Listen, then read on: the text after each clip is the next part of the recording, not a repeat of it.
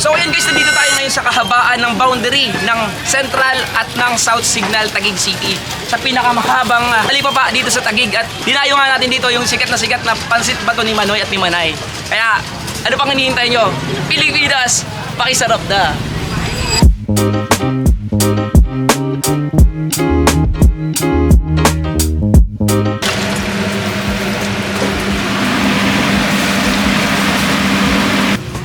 Sarap! Pansit bato at saka pansit yun.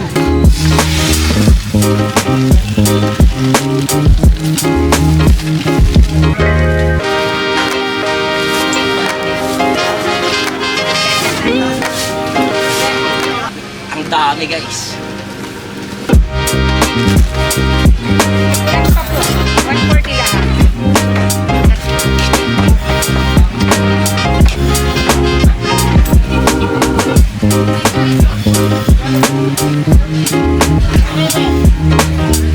Magandang hapon, Manay. Good afternoon to.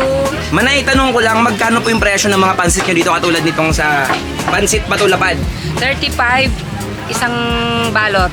Isang balot yon. Pag Tapos, walang egg, 25. 25 pag walang egg. Opo. Dito naman po sa pansit gisado. 35 din, may itlog.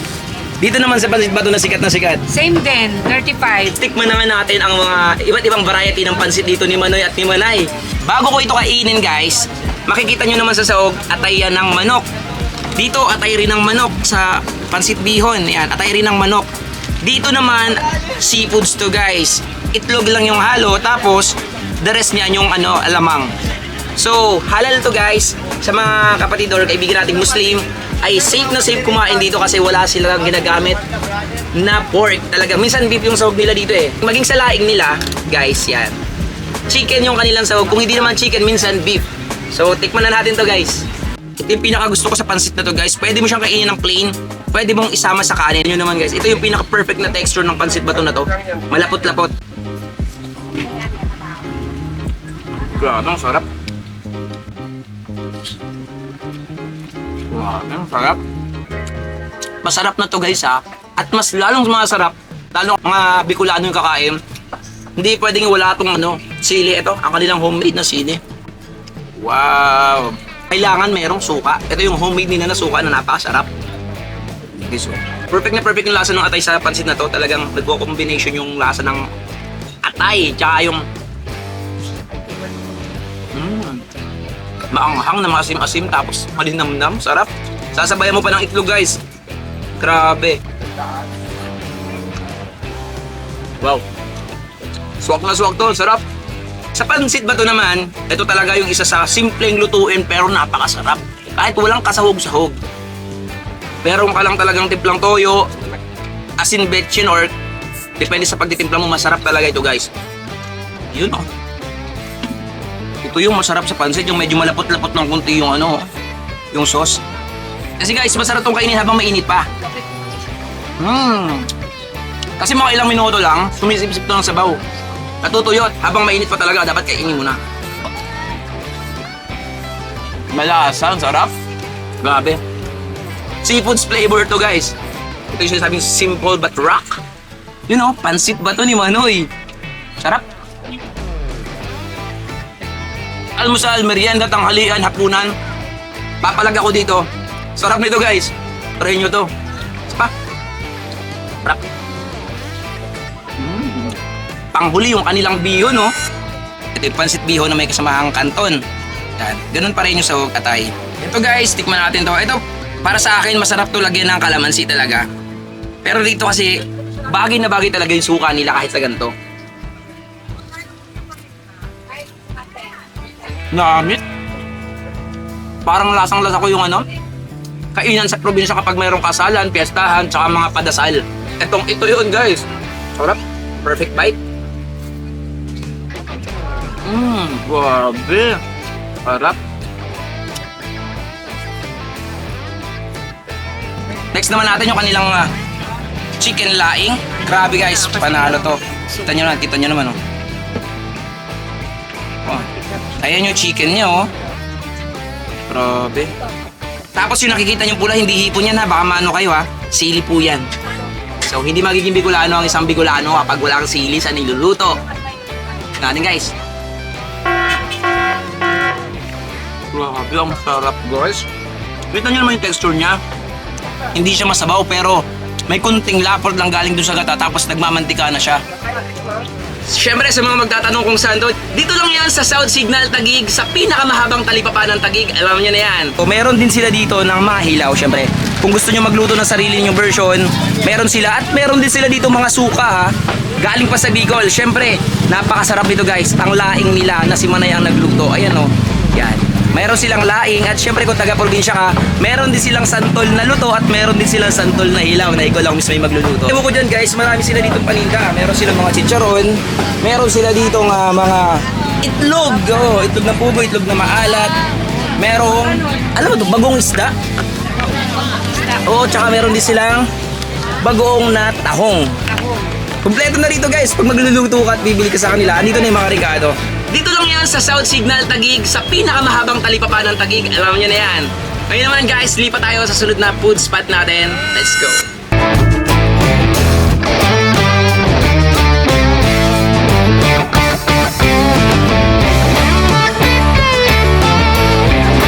Dito tayo ngayon sa second food stop natin. Dito pa rin sa Taguig. Boss, North Signal pa to sa What? Andito tayo ngayon sa Triumph Signal. Malapit lang yan dito guys sa may Triumph Jollibee. Siyempre hindi ko palalagpasin dito yung sikat na meriendahan ng Kwek-Kwekan. Nasa kanan ko lang siya.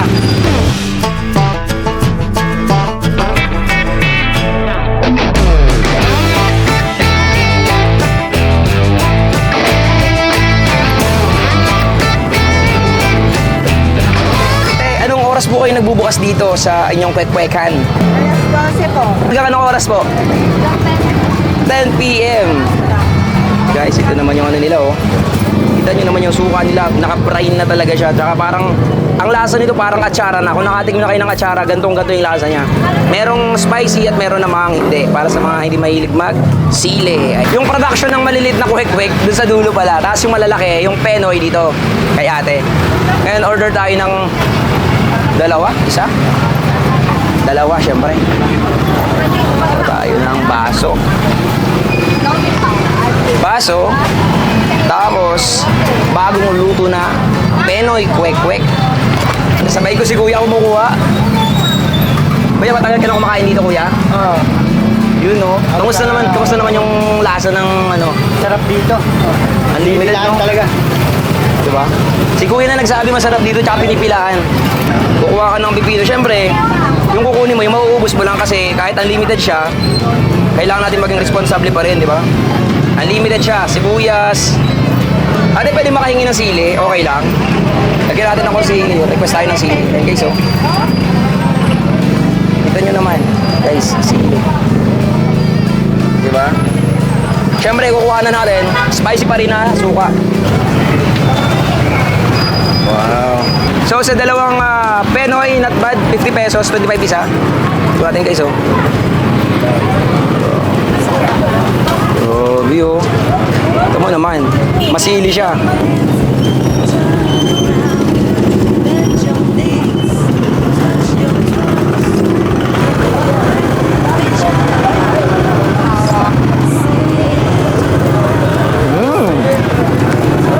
Ang sarap.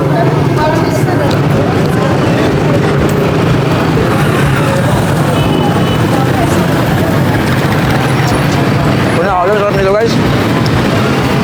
Grabe, parang sa isa pa lang busog na ako. Puntaan nyo na to, talagang pinipilaan, nakikita nyo naman sa likod ko, ang sarap. Pang merienda, pang tanghalian, pwede to. So paano ba guys, lipat tayo dun sa ating next food stop. Let's go.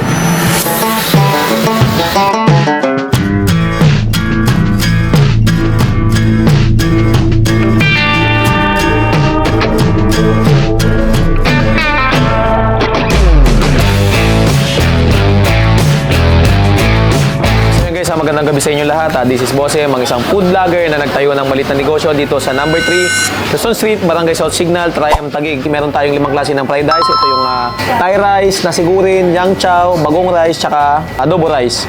So yung dalawang Filipino rice is nandun sa atin, pero yung 3 fried rice, yun yung mabenta sa atin. Masasabi ko lang sa atin, masasabi ko lang dito sa pagkain natin, kung hindi masarap yung pagkain namin, ibabalik ko yung pera nyo. At saka nga pala guys, meron pala kami ditong special na kinalas, special ng mga Bicolano, kung saan pag pumunta ka ng Naga City, na kahit saan kanto ay makakatikim ka. Ito yung sabaw namin na ipinagmamalaki ng mga Bicolano. Ito yung Bicol Kinalas. Meron tayong overload tsaka yung regular na for as low as 150 pesos yung overload, tapos 80 pesos naman dun sa regular Kinalas. So, huwag nyo kakaligtaan na tikman yung sabaw na special namin dito na isang pinagmamalaki ng mga Bicolano. At pag natikman nyo, panigurado, baka may take out makipag-uwi. So ayan guys, nandito tayo ngayon sa third and last food destination ngayong araw sa ating video. So andito tayo ngayon sa Triam Food Park dito sa Zone 3, Number 3, Luzon Street, Barangay South Signal Village, Taguig City. At syempre dinayo natin ang sikat at nagva-viral na sinangag sa walk ni Boss M Vlogs. At ano bang hinihintay nyo Pilipinas? Syempre, titikman natin ang iba't ibang pagkain. Syempre yung masarap nila dito, yung kanilang kinalas. Pilipinas, pakisarap na! So ayan guys, no, tikman na natin ang iba't ibang klaseng sinangag dito sa Sinangag sa Wok. Syempre, meron tayong 5 variety dito. Meron tayong yang chow rice. Syempre, sa bawat rice, pipili ka ng gusto mong sides. Marami silang sides dito. Meron silang tapa, pork sisig, meron silang Hungarian, meron silang lechon bagnet, at marami pang iba. Simulan natin guys dito sa ating bagnet. Ayan, bagnet na meron din siyang square. Kita nyo naman guys, square siya na scrambled egg. Init, umuusok-usok pa sa camera. Makikita nyo naman guys.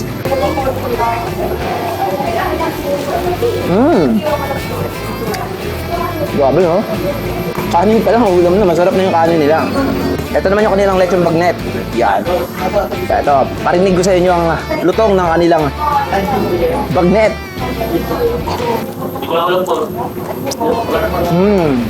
Grabe. Tapos, papartner natin ngayon ng itlog. Ang sarap dito guys. Talagang init ba talaga isa-serve sa'yo? Grabe. Ang sarap nito, promise. Ang sunod na titikman natin ngayon yung kanilang bangus. Ayan o. Ito yung kanilang yang chow rice with bangus. Ito. Actually, pwede kang gumawa ng sausawan eh. Ayaw ko lang kasi inuubo ako. Yung suka na may sili, napakasarap. Pero, ngayon, pahil lang muna. Sarap na pagkakamarinate. Panalo. Yan, mag-guys, oh. Bangus na napaka-crunchy ng balat. Majuicy pa yung laman. Yang chow rice. Grabe.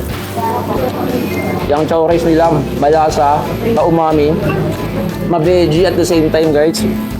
Bakit na bagay kahit sa anong side ang ilagay mo dito, anong ulaman, or kahit walang ulam, makakain mo talaga siya kasi malasa siya. Masarap. Sarap. Siyempre, hindi ako nagpahuli. Yung napakasarap na tapa ni Boss M, subukan nyo.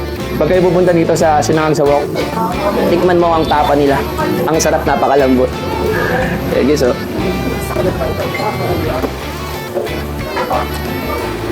Grabe, lambot. Kahit yung kalitiran, napakalambot. Tapos yung rice niya is Thai rice. Isa dito sa gusto ko talaga kasi magulay siya. Lasang-lasa mo yung sprouted, kahit niluto na sa wok ng napakalakas na apoy is malutong-lutong pa rin yung kanyang yung kanyang sprouted or yung munggong pinatubo. Sabi. One last bite. Suabe ang kanilang tapa dito.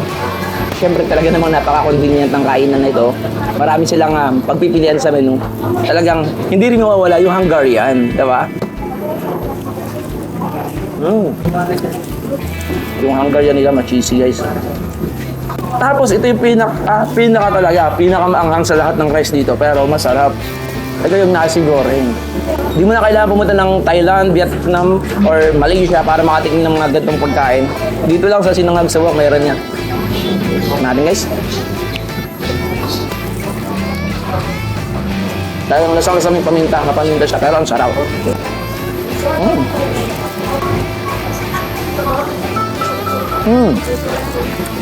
Tingnan mga pagkain dito, guys. Paalala nga guys sa mga pupunta dito sa Sinangag Sawok, no? 24/7 po silang bukas dito. At sa mga pupunta naman dito, lalo gantong oras, alas 6, alas 7 ng gabi, ay magbaon kayo ng konti pasensya kasi talaga po yung pagkain dito hindi siya instant na isa-serve sa inyo. Talagang maghihintay kayo kasi maraming mga nakapila. Talagang lulutuin po siya ng kada order. So, medyo maghihintay kayo pero worth it naman kasi mainit at talagang fresh, bagong luto ang kakainin nyo dito. So, dito na tayo sa sisig. Tignan natin guys.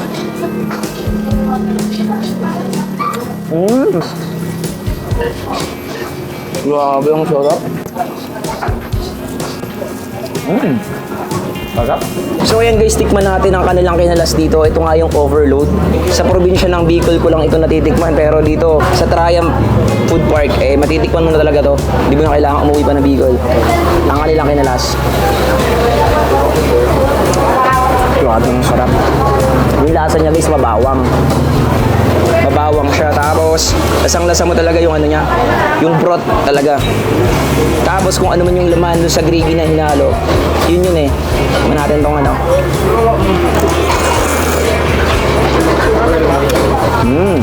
Ang kanilang crispy bagnet.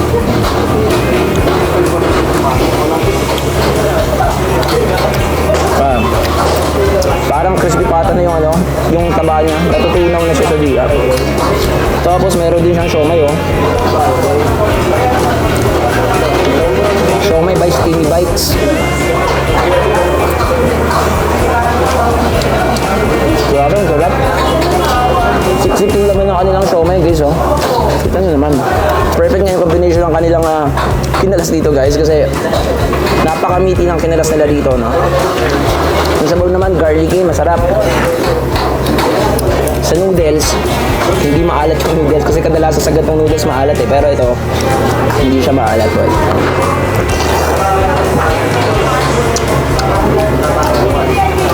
Tapos meron din siyang egg. Ayan. Actually dito pwede ka mag-request kung gusto mo ng fresh egg, ihalo siya sa mainit na sabaw. Pwede yon. Pero ito talaga yung pinaka-original na halo niya. Ang hard-boiled egg.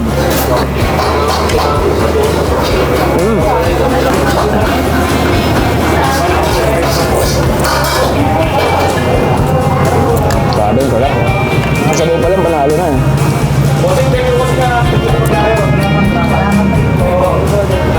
Wow, sarap. The best talaga kinalas nila dito. Kaya kung makapapadayo ka dito, worth it order itong kinalas na to kasi talagang pagpapawisan kasi sa sarap. Sarap, grabe. Ang sarap ng sabaw, Boss M. Hindi naman mahalat. Si Boss M. Alam mo, kilala niyo siya. Nakikita niyo na siya sa Ano yun? Ano yun? Sarap. Sarap, boss. Sarap yan. Bigyan mo si Milis mo niya mamaya automatic pa niya rin. Ibusin ko na sana Buti sinabi, inaalalahanan ako ni Boss M, bigyan daw kita. Sige, ditira ko to. Ngayon, tikman mo naman, napakasarap. So ayan guys, sa sobrang dami ng pagkain dito sa Sinangag Sawok, talaga namang marami kang pagpipilian, marami choices. Kaya naman, kung isa kasi hindi pa nakakatikim nito, ko guys, puntahan nyo na to. Dito lang sa Triumph Food Park. Oo, dito lang sa Triumph, syempre sa Triumph. At 24/7 silang bukas dito. Kaya naman, anytime na pupunta ka dito ay available ang mga stock at ready sila para paglutuin ka. So dito ko na lang tatapusin yung ating video. Kita-kita tayo sa susunod ng mga kainan. Syempre, abangan nyo yung ibang episode at susunod na episode. Meron pa, marami pa. Ano bang hinihintay nyo, Pilipinas? Makisarap na!